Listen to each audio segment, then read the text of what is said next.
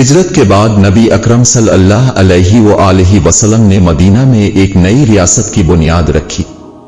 اب صلی اللہ علیہ وآلہ وسلم نے مسلمانوں، یہودیوں اور دیگر قبائل کے ساتھ میثاق مدینہ کے نام سے ایک معاہدہ کیا، جس میں امن اور حقوق کی ضمانت دی گئی۔